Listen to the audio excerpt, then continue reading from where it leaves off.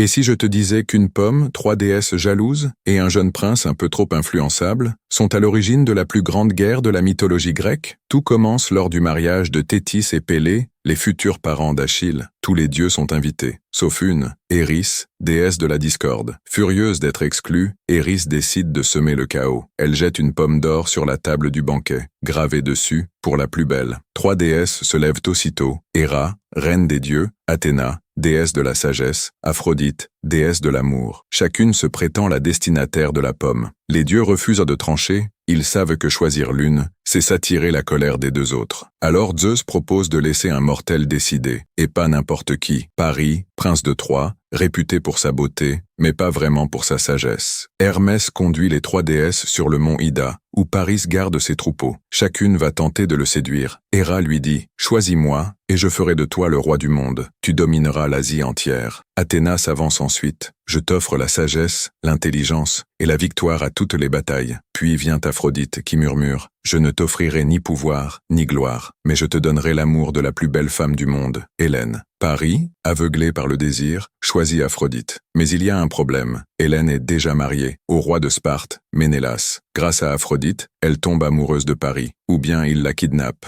Les versions diffèrent. Quoi qu'il en soit, Paris l'emmène à Troie. Ménélas est furieux. Il appelle à l'aide son frère Agamemnon, roi de Mycène, ainsi que tous les rois grecs. Ulysse, Achille, Ajax, tous se rassemblent. La guerre de Troie vient de commencer. Tout ça pour une pomme, pour un caprice, pour un choix influencé par le désir. Ce conflit va durer 10 ans, faire des milliers de morts, et aboutir à la chute tragique de Troie, enflammée par le célèbre cheval de bois. Et tout ça, parce qu'un jeune prince a choisi l'amour plutôt que le pouvoir ou la sagesse. Et toi, si tu étais à la place de Paris, qu'aurais-tu choisi? Héra, Athéna ou Aphrodite? Dis-le en commentaire. Abonne-toi pour d'autres histoires mythologiques aussi folles que celle-ci, et souviens-toi, dans les mythes comme dans la vie, les choix ont des conséquences.